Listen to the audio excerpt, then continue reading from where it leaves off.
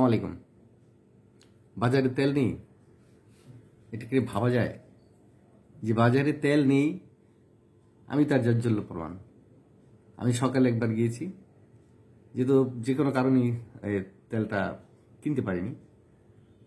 আবার বিকাল আবার একবার গিয়েছি, তেল নেই। দোকানদার বলে তেল নেই। গেল কোথায়? গত বছরের চেয়ে বেশি তেল আমদানি করা হয়েছে শুনলাম। এটা কার সাজিকা? আর এটা ব্যর্থতাই বা কার ধরো? সরকারের? সবকিছু কি সরকারের ব্যর্থতা আমরা বললে হবে? ব্যবসায়ীদের ব্যর্থতা নেই? ব্যবসায়ীরা কারা? ব্যবসায়ীরা আমাদের দেশের না? ব্যবসায়ীরা কি ব্যবসা করেন না? সেটা বৃহৎ ব্যবসায়ী হোক, মধ্যম ব্যবসায়ী হোক বা ক্ষুদ্র ব্যবসায়ী হোক, ব্যবসায়ী তো ব্যবসা করবেন। ব্যবসা করেছেন, তাদের হাজার হাজার কোটি টাকা দেশ বিদেশে তারা বাড়ি ঘর করেছেন, ব্যবসা বাণিজ্য প্রসারিত করেছেন।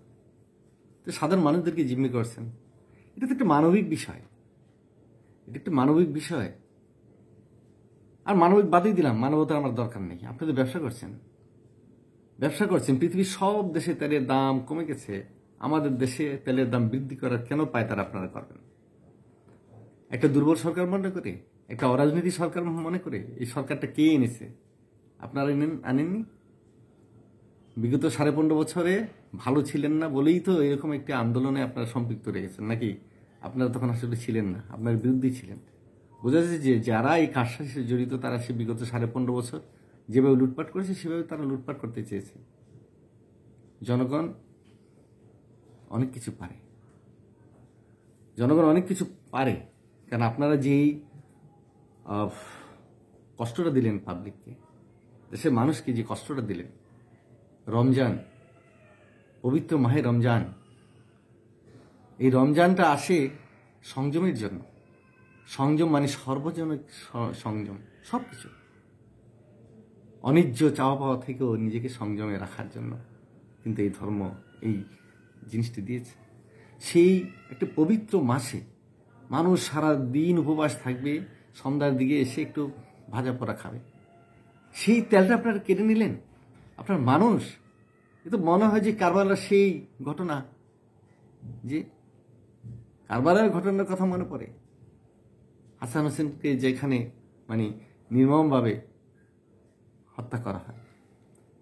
হ্যাঁ, ফোরাতের পানি, এক ফোঁটা পানি খেতে পারে না, তাই না?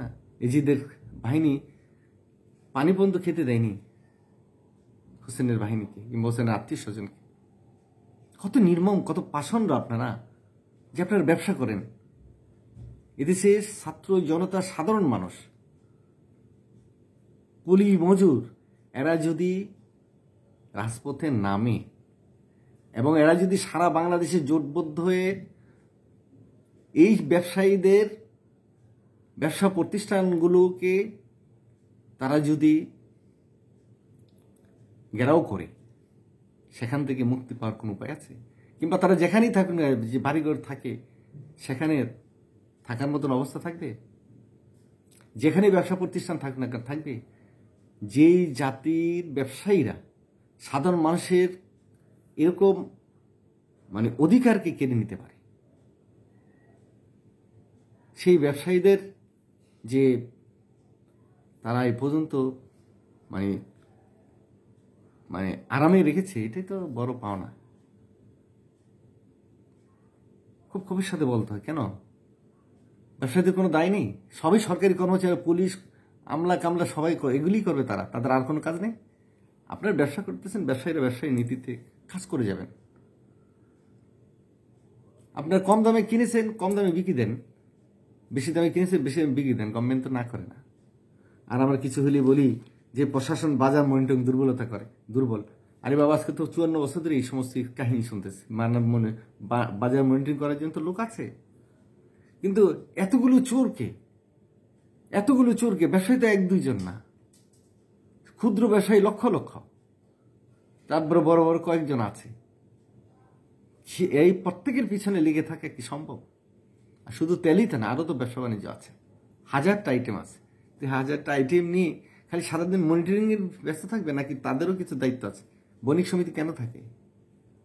কেন বণিকদের, ব্যবসায়ীদের একজন ব্যবসায়ী সংগঠন কেন থাকে? ব্যবসায়ীদের সংগঠন থাকে শুধু কি তাদের লাভের জন্য, নাকি সাধারণ মানুষ নিত্য প্রয়োজনীয় জিনিস যাতে নির্বিঘ্নে বাজার দরে সে, অর্থাৎ আন্তর্জাতিক বাজারের সাথে সমতা রেখে যাতে আমাদের বাজারে সে দ্রব্য সামগ্রী মানুষজন মানে পেতে পারে, সেটা নিশ্চয়তা দান করা, বাজারের সরবরাহ ব্যবস্থাটাকে মানে সবসময়ের জন্য চালু রাখা, এটা হলো ব্যবসায়ীদের কাজ। ব্যবসায়ীরা যা করছে, ওষুধ, একটা বিস্কিট, একটা চানাচুর, প্যাকেট খালি ছোট হচ্ছে, ভিতরের মাল সামান কমে যাচ্ছে, ওজন কমে যাচ্ছে, কিন্তু দাম আবার বাড়ছে। এ কি সরকার কি সব করতে হবে? আমরা কি এই 17-18 কোটি মানুষ, আমরা কি মানুষ হবো না?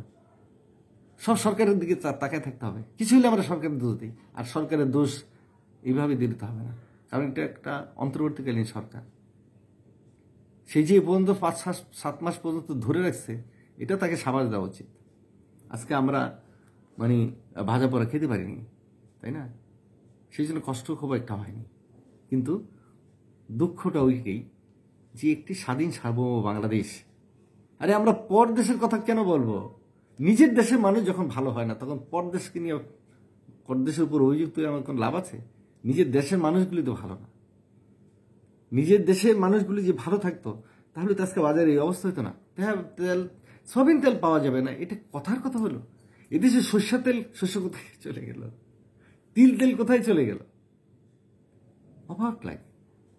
অথচ আবার দামি দামি তেল, সয়াবিন মানে যেমন আপনার বাইরের থেকে যে সমস্ত তেলগুলো আসে, হ্যাঁ, যেমন আপনার এই যে সূর্যমুখীর তেল, সেগুলো আবার আছে, তো সেগুলি তো সবার কেনার মানে মরুদ নেই, সেগুলোর দাম খুব একটা বাড়েনি।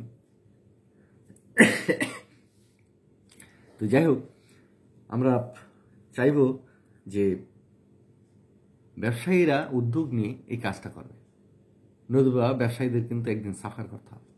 কবে কোন গ্রুপ ডাক দেশ মানে ব্যবসায়ীদের এগেনস্টে, সেটা কিন্তু রোখা খুব সমস্যা হয়ে দাঁড়াবে। এই ব্যবসায়ীদের সাবধান হতে হবে, কারণ খেতে খেতে জিব্বা যদি অনেক বড় হয়ে যায়, সেই জিব্বা কিন্তু তখন মুখে সামাল দেওয়া যায় না। আপনাদের সাবধান হওয়া খুব প্রয়োজন আছে। এত কিছু নমুনা, এত কিছু উদাহরণ আপনার সামনে থাকতে আপনারা এত বড় সাহস করতে পারছেন? আপনাদের এই প্রচেষ্টা মানেই হলো তো পুরনো সরকারকে আপনারা সমর্থন দিচ্ছেন, নগ্নভাবে দিচ্ছেন, উলঙ্গভাবে দিচ্ছেন, ন্যাংটাভাবে দিচ্ছেন। এটা তো পরিষ্কার হয়ে যাচ্ছে। তো এর দায় কি আপনাদের নিতে হবে না? অবশ্যই আপনাদের নিতে হবে। ব্যবসায়ীভাবে করুন, ব্যবসার এথিক্সের উপরে করুন। এদেশের মানুষকে স্বস্তি দেন, এদেশের মানুষকে কোনো অভাবের মধ্যে ফেলবেন না। তারা 2 পয়সা বাড়তি দিয়ে কিনতে চায়, কিন্তু দ্রব্যটা, পণ্যটা যাতে বাজারে থাকে, সেই অবস্থা নাই করে দেবেন, লাপাত্তা করে দেবেন, খুঁজেই পাওয়া যাচ্ছে না, এটা হতে পারে না। আর সরকারকে বলছি, সরকারের বিভিন্ন এজেন্সিগুলো আছে কিংবা সরকারের যারা কর্মকর্তা আছেন, আপনাদেরও এই ব্যাপারটা শক্তভাবে, কঠোরভাবে দেখা উচিত। এবং আমি মনে করি যে আমাদের যে বিচার বিভাগ আছে, বিচার বিভাগের বিষয়টা নিয়ে নতুন কিছু ভাববেন, যে কেন ব্যবসায়ীদের মাধ্যমে, কার মাধ্যমে হলে, এটা একটা তদন্ত কমিটি গঠন করে যারা যারা এটার সাথে জড়িত তাদের বিরুদ্ধে ব্যবস্থা নেওয়ার জন্য আমি অনুরোধ করছি। ধন্যবাদ।